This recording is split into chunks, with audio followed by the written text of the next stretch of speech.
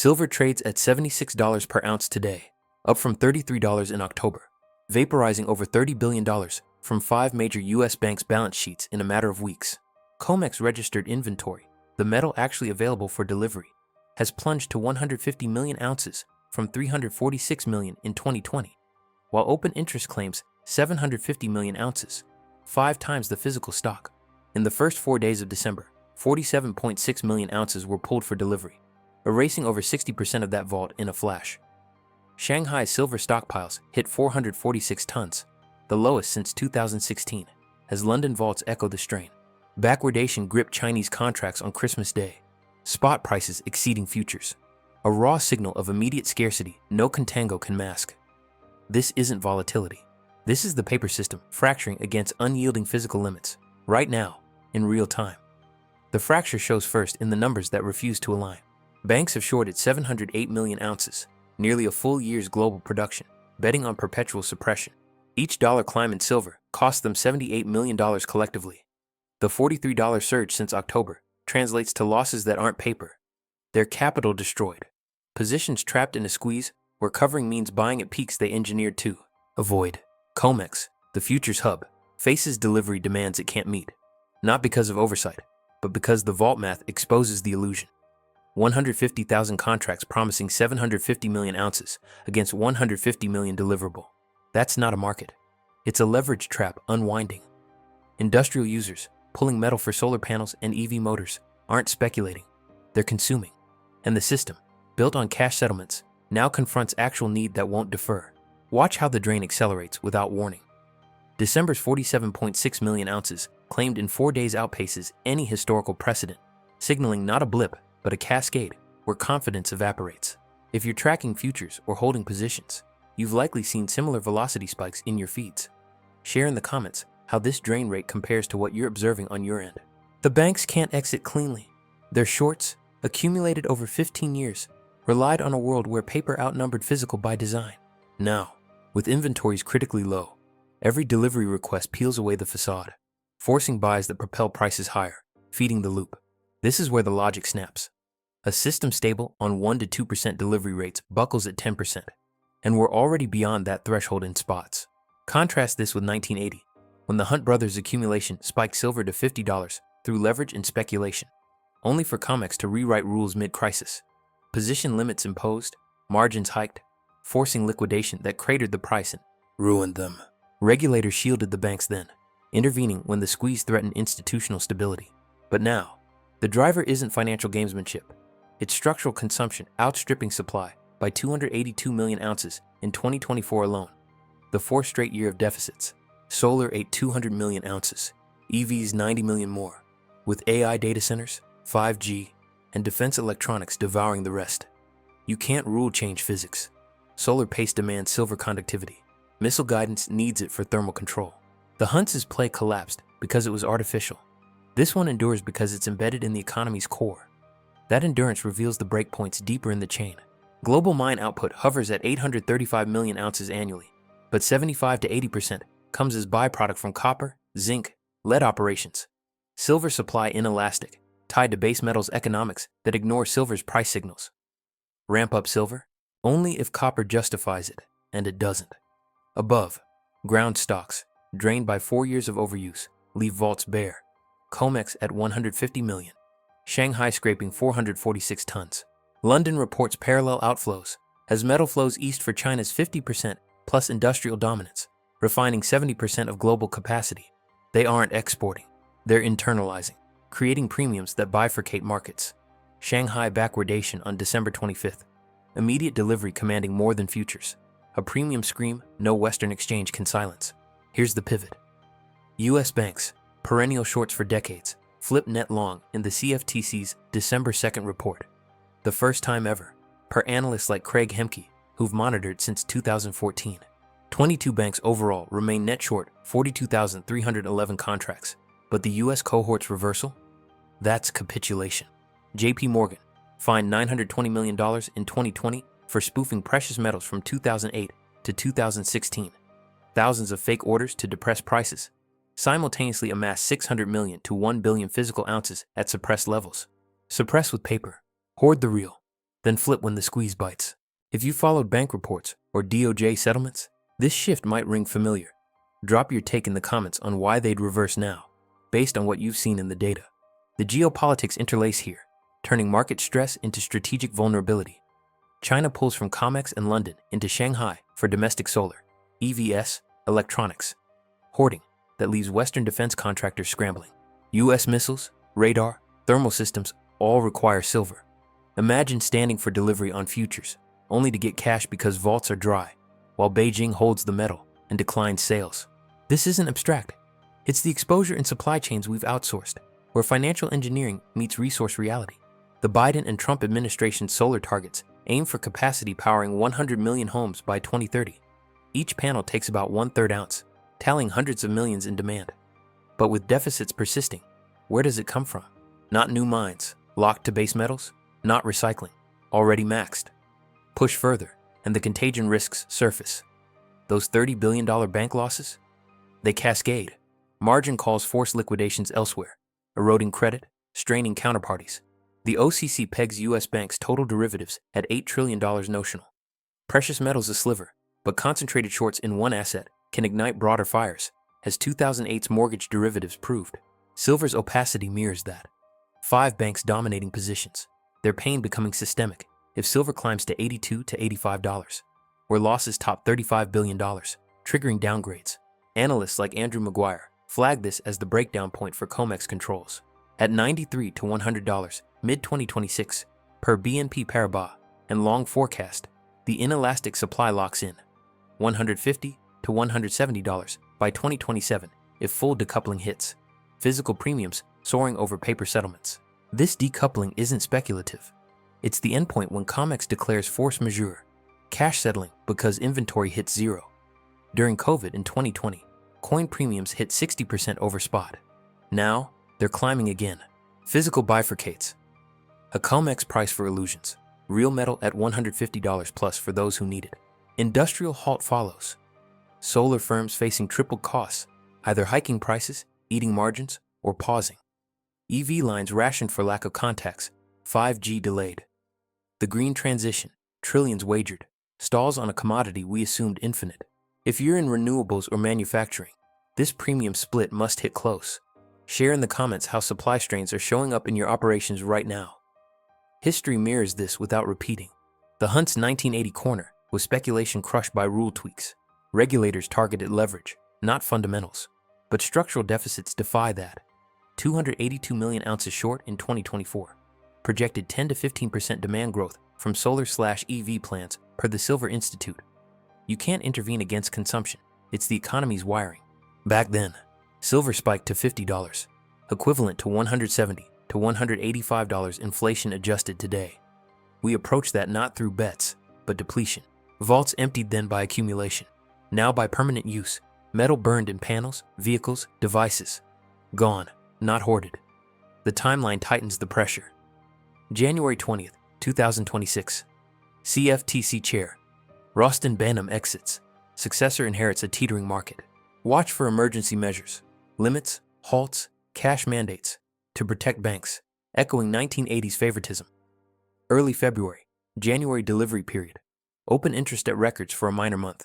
If December's 60% drain repeats, zero inventory mid-period. Force majeure then? Admission of fraud in price discovery. Decades of manipulation exposed. March-April. Fed rate cuts lower opportunity costs for non-yielders like silver, pulling institutional flows. 1% global assets shift overwhelm supply. This flow acceleration exposes the fractional reserve core. Paper claims at 5 to 1, stable until delivery spikes, then bank run dynamics. Confidence shattered in December. 60% inventory gone fast. China premiums parabolic, banks flipping. If you've modeled derivatives or seen bank runs in other assets, this ratio must stand out. Tell me in the comments what you think the tipping point is for full unwind based on your calculations. Deeper, the investment surge compounds industrial pull. World Gold Council notes physical demand spiking. BIS flags derivatives concentration as risk. Pension funds, sovereigns eyeing silver hedges as rates fall. Small allocations, massive impact. Unlike oil, no quick supply ramp. Geology caps it. China controls processing, pulling west to east, leaving scraps. US defense? Vulnerable. Contracts unfillable if cash replaces metal. The math condemns it. 10% delivery demands 75 million ounces, half the vault. 20% empties it. At December's pace, 0 in weeks. This isn't solvable at $76. It demands higher to ration, but inelasticity blocks balance. Solar can't substitute. EVs can't. Here's where sustainability fractures. Trillions in green bets, halted by scarcity. If you're analyzing global supply chains or geopolitics, China's pull must factor in heavily. Write in the comments your view on how this East-West divide reshapes strategic commodities beyond silver. The cascade to real economy. Manufacturers absorb or pass costs, but at $82, budgets implode. Energy goals unmet, climate pledges hollowed. Banks' $35 billion hit at that level? Systemic ripple, as 2008 showed. Losses trigger sales, contagion spreads. Opaque exposures amplify. Silver the canary. Projections harden. 82 to 85 Q1 2026 breaks controls. 93 to 100 mid-year locks deficits. 150 to 170 2027 if decoupling. Not hype. Mainstream models adjusting to reality. Physical holders win. Paper evaporates in settlements. This wealth shift, from manipulated suppression to scarcity premium, echoes J.P. Morgan's play. Fine paid manipulation, physical hoard, timely flip. Circumstantial, but the pattern holds. Banks exit shorts, leaving retail exposed. The era closes not with a bang, but evaporation. Paper irrelevant, physical commanding. Physics over finance. Deficits persist, stocks deplete. No creation from nothing. The system's loss of grip manifests in empty vaults, flipped positions, bifurcated prices. What follows isn't reset, but adaptation to limits we've ignored, unfolding without reversal. If you've witnessed similar commodity breaks historically or in models, share in the comments why you think this one diverges so sharply from 1980 and what signals you're watching next. Silver trades at $79.39 per ounce this morning, December 28th, 2025, climbing from yesterday's close near $77 to $79 range, pushing the year-to-date gain past 160% in some trackers. The move isn't isolated noise. It's continuation of the fracture that began accelerating mid-December. Comex registered silver, metal actually earmarked for delivery, stands critically low after the December drain. Reports confirm over 47.6 million ounces pulled in the first 4 trading days alone, more than 60% of registered inventory at that point, with warehouse stocks hovering around 450 million total, but registered far thinner. Open interest remains elevated, paper claims still outnumbering deliverable ounces by multiples that defy sustainable ratios. Shanghai futures briefly locked in backwardation again over the holiday weekend. Immediate delivery premiums persisting as China internalizes metal for its industrial base. This is not a rally correcting itself. This is the physical market dictating terms to a paper superstructure that assumed perpetual deference. The acceleration shows in the daily ticks. From $76 late last week to $79.39 now, each increment compounds the pain for entrenched shorts.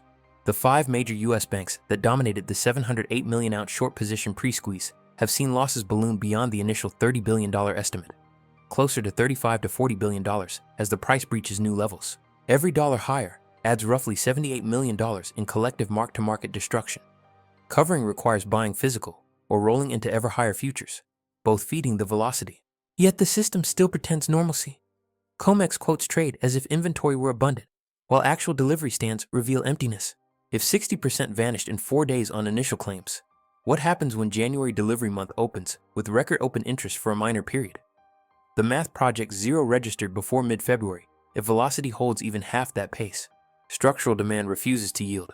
Industrial consumption projected at 665 million ounces for 2025 barely dipped from 2024's record, despite high prices. Solar paste, EV contacts, 5G conductors, defense electronics, all require silver that gets consumed, not stored. Recycling can't close the gap. Mine supply stays inelastic, 75 to 80% byproduct, locked to copper/zinc/lead economics that don't pivot on silver alone. The Silver Institute's 4-year deficit run, 282 million ounces short in 2024, similar structural hole in 2025, has eroded above ground stocks to the point where vaults function as buffers, not reservoirs. China, controlling 70% of refining and over 50% of industrial use, pulls rather than exports. London vaults report outflows mirroring Comex stress. The East-West divide sharpens. Shanghai premiums scream scarcity, while Western paper settles in cash illusions. U.S. banks is flipped to net long, first in decades per the December 2 CFTC report, marks the institutional acknowledgement. They saw the vault data in real time, calculated exposure limits, and capitulated, likely including J.P. Morgan, whose historical playbook of paper suppression plus physical accumulation now yields generational returns, fined $920 million for 2008 to 2016 spoofing, yet positioned to benefit from the unwind they helped engineer.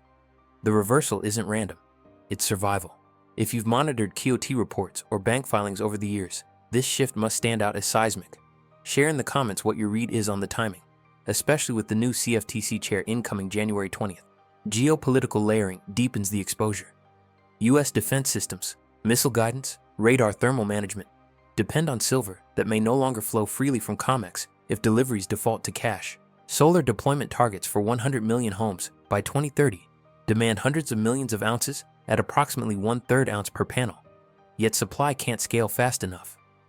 EV production lines face rationing risks if contacts become unavailable or triple in cost.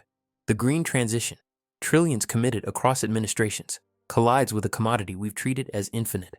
China hoards for domestic priority. Western users scramble for scraps. This isn't mere market stress. It's strategic choke point materializing. Contagion vectors emerge clearer. Bank losses at current levels already strain capital.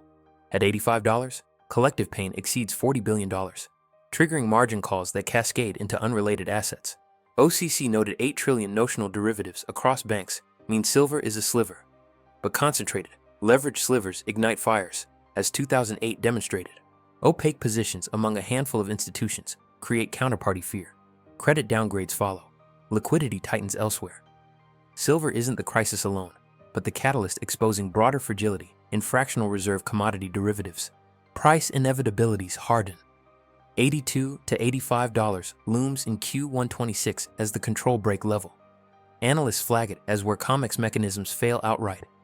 Losses, their force liquidations. Downgrades ripple.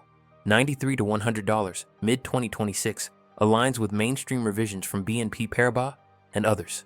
Driven by persistent 200+ million ounce annual deficits plus 10 to 15% demand growth projections. $150 to $170 by 2027. If full bifurcation occurs, paper settles cash at manipulated levels, physical trades at true scarcity premiums. We've seen 60% premiums in 2020 disruptions. Current climbs suggest higher ceilings when force majeure hits.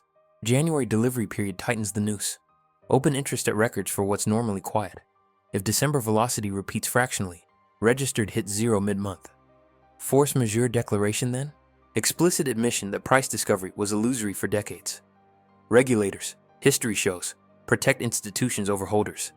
1980 rule changes crushed the hunts to save the system.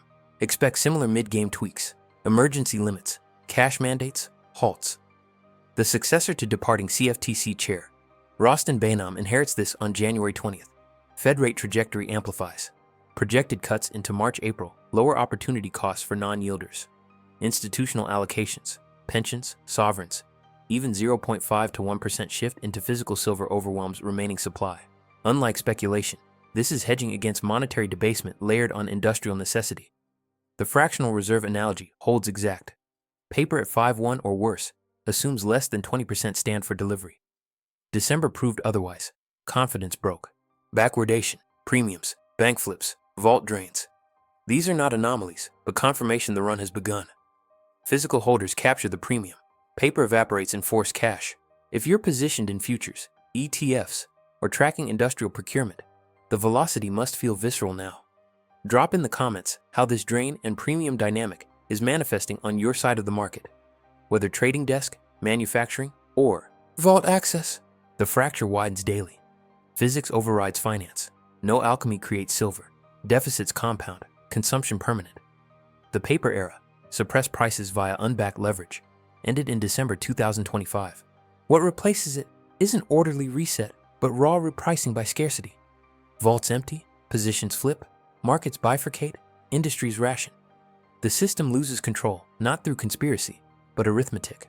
December exposed the lie. January-March crystallizes the consequences. The question isn't if the break deepens, it's already deepening. It's how far the real economy bends before it snaps under the weight of limits we've pretended don't exist. If this decoupling between paper and physical reminds you of past commodity breaks, Hunt era, oil shocks, or recent metal squeezes, write in the comments what key signal you're watching next that could accelerate or contain it. Silver edges past $80 per ounce in early trading on December 28, 2025.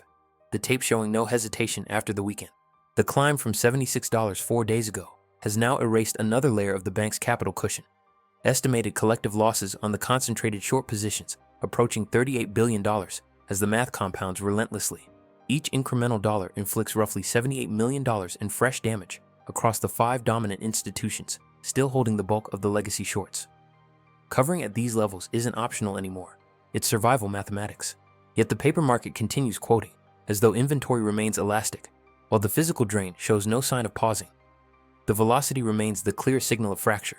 December's initial 47.6 million ounce delivery claim in 4 trading days was not a one-off surge. It set the precedent. Warehouse reports indicate registered silver continues to bleed, with estimates placing current deliverable stock below 100 million ounces after accounting for ongoing stands and adjustments. If January open interest, already at historic levels for a typically quiet delivery month, translates even partially into physical requests, the vault hits critical before the period closes. Force majeure language would then become unavoidable. An exchange admitting it cannot fulfill contracts in metal, defaulting to cash at a price detached from reality. That single declaration would formalize what the backwardation in Shanghai already screams: that immediate physical silver commands a premium no futures curve can justify. China's role sharpens into strategic dominance, controlling the majority of refining capacity and pulling metal inward for solar, EV, and electronics production. Beijing creates a de facto 2-tier market.